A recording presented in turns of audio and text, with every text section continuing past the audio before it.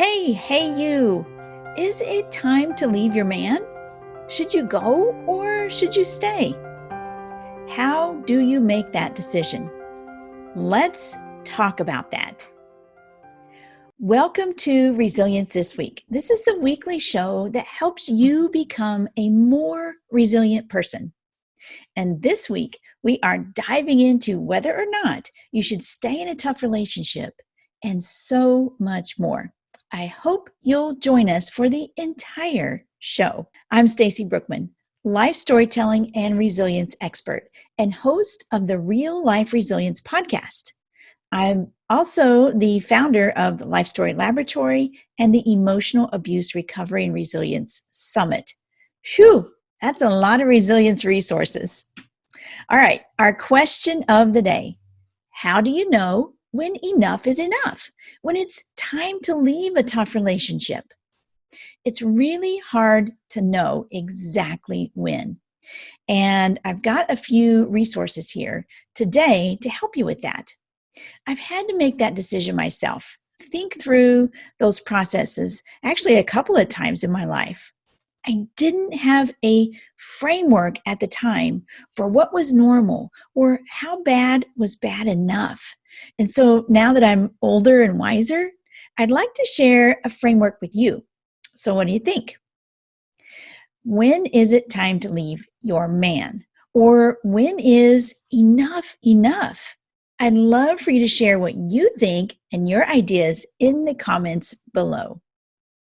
I really value your opinions. And you might have some great ideas that other people haven't thought of or that I've missed in this talk. So when was it time to be done with your relationship? I'd love for you to share your wisdom. You know, one of the questions that so many women struggle with is this question: how bad is bad enough in a relationship? Like I said, I've struggled with that in my past tough relationships. And it's something that your brain is in chaos anyway. And it was complicated by the fact that I'm a Christian and I've been taught from childhood that divorce is bad, that God hates divorce. And there's just a whole realm of spiritual abuse going on in relationships. So that's a topic for another video that I'll make later on. So watch out for that one. That's going to be a good one too. But let's just take your tough relationship and examine it for right now. You know, perhaps you've thought about leaving, but you don't want friends and family to know, or your partner is maybe even scared off your friends, and maybe your family lives too far away. Maybe you've moved away from them.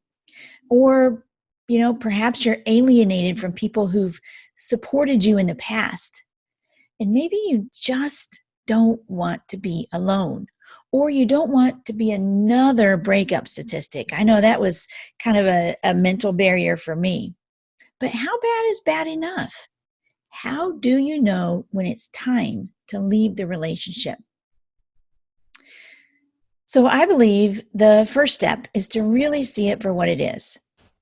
So many women are afraid to peek under the hood and examine their relationship because they're afraid they're going to be forced to make a decision. But I think examination is your best bet for giving you options, whether you want to stay or not. So I have a checklist that I will link in the notes. So it's called How to Tell If It's Time to Leave Your Man. So check it out for yourself or forward it to a friend or family member who might need this. And so with that in mind, here are some of the things to look for and to examine. Again, not planning to leave, but just examining this relationship from all different angles to see, to give yourself options. All right. Number one, has your partner ever been physically abusive to you or your kids? And let's define physically abusive: any hitting, kicking, pinching, any intentional act causing injury or trauma by way of bodily contact. No questions about it. No matter how sorry he is, how much he promises that it won't happen again, how much he says you provoked him, physical abuse is wrong. Now, before you make your decision, you need to know in your mind whether you or your kids have been physically abused. So I want you to think through that. And maybe take a pen and paper and write some of these things down in a safe place. Number 2, the next question is, does your partner have a habit of intimidating behaviors? For instance, almost hitting you, punching walls or doors, towering over you, or getting in your face, pushing or blocking you, sometimes making verbal threats, driving recklessly, or speeding to show anger. This is controlling behavior and it's emotional abuse. So take a look back through your past year and see how many instances that this has happened. These are the things that we tend not to call abuse, but in reality, it is. It's designed to control your behavior and make you afraid and confused. And again, we're just clarifying and defining what exactly has happened to you at this point. And so often we're in these situations and that brain fog sets in and you're afraid you're going to have to make a decision. So from here on out, I want you to start writing these things down right after they happen in plain language. Again, you're giving yourself options. You're not telling yourself you have to leave, okay? So number 3, the third question is, does your partner sometimes bully you or forces you to have sex when you don't want it or tries to regulate how many times you should have sex? I had an ex who said, "You must have sex with me at least 3 times a week. If you're out of town, then you have to make it up the following week." That's not normal and it's not right. Being married or in a relationship is no excuse for sexual abuse. Other forms of sexual abuse include things like limiting access to contraceptives or purposely damaging condoms. Again, controlling behavior like this is unacceptable. I don't care how much he says he needs the sex or how much he threatens to find it elsewhere. That's not a normal relationship. You just need to know that and think through that. Okay, the fourth question I have is, has your partner stolen from you, withheld money from you, or made you otherwise financially dependent? Now, this could include things like forcing you to support him, refusing to work, or constantly getting fired or quitting, gambling away your support, requiring you to charge up your cards, using money to control you, or even accumulating debt in your name or in your both of yours names or only your name. This is often said because he really needs this thing, or you're accused of not supporting his needs or wants if you don't allow it or if you get upset. Now, you're likely to feel intimidated to even bring up the subject. I know I was. He may have money that he keeps separate, or maybe he gives you a small allowance that you have to use for the household. This is financial abuse. Think back through the past year and start to write down any instances of this type of thing, even if you don't call it abuse. And finally, has your partner tried to shame or make you fearful for practicing your spiritual or your moral belief system? And this can include things like demeaning your allegiance to their spiritual or moral beliefs. And you might find yourself lowering your moral standards or adjusting your values to accommodate their behavior. Oh, that's one of the things I regret. Or it could entail manipulating or pressuring you for seemingly spiritual purposes that are really their own. These are examples of spiritual abuse. And spiritual abuse, it's still abuse. Believe it or not, all of these things, every one of them happened to me. I ignored it. I excused it. Oh my gosh, how I excused it. I hid his behavior from my friends and family because I was embarrassed about it. I didn't think it was abuse, but I still wondered, how bad is bad enough?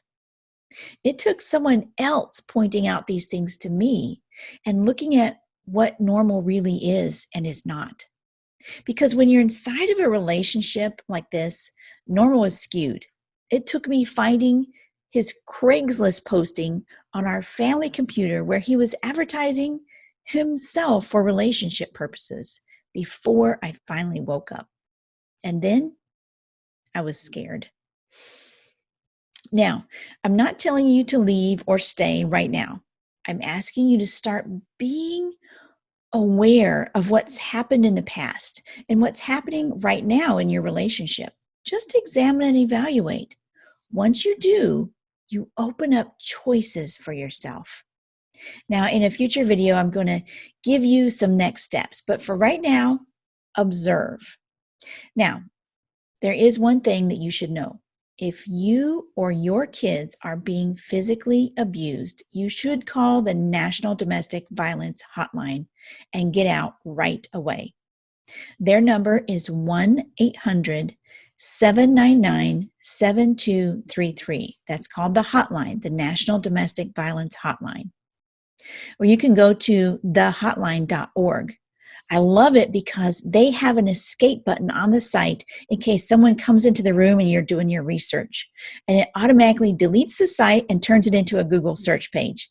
And domestic violence isn't in your search terms either. Listen, don't think you're too good to go to a shelter. I had to go to a shelter. So yes, even confident women sometimes need to go to a women's shelter. If you don't have a trusted friend or family member to spend the night with, Google women's shelter in your area and call a nearby church or police station. And listen, you don't even have to make a report to get the phone number for a shelter. They are very, very kind. Don't be afraid to ask for help. I know it's scary. I've been there. Get help. So listen, you might not be ready to call this abuse. And that's why I usually say it's a tough relationship. That's okay. Just keep track. Start writing down things that happen and things that have happened and keep them in a safe place. Like send them to a friend or family member and ask them just to save the messages. Don't pressure you into doing anything. Just save them for you. Maybe put them on a Google Drive with access from a couple of different email addresses. So I think in next week's video, I'm going to talk about what to do before you leave because you really want to be prepared. Okay, so to wrap things up, writing brings clarity. Write down, make the lists of what's happened in these different areas that can help you see things much clearer, what's happened. So that clarity is very, very important. Writing things down gives you choices. You don't have to leave if you don't want to, but if you do, you'll have a clear idea of what's happened. Often, when we write things down, we've excused them in our minds. But if these things happen to a friend, you would be worried for her. So write them down for yourself and take a look. And we'll talk about next steps. What I'd like for you to do is click the link in the description and get my free checklist. It's called How to Tell If It's Time to Leave Your Man. Take a look at that. I also have a deeper dive video I'd like to share with you. It's called How to Know If You're in an Abusive Relationship. It's from my Emotional Abuse Recovery and Resilience Summit. It's, again, a deeper dive into whether or not you're in an abusive relationship. You're exploring, you're trying to figure out, you're trying to get knowledge. But I'm sharing it to you for free for 72 hours after this Resilience This Week video airs. And you'll find the link below. I would love it if you also answered the question of the day. When is it time to leave your man? Or when is enough enough? Share what you think in the comments below. I really appreciate all of my fans here on Resilience This Week. I'm very thankful for everyone who watches and also who shares the show with your friends and your family who may want to be more resilient and may need this information. So I will catch you next week on Resilience This Week.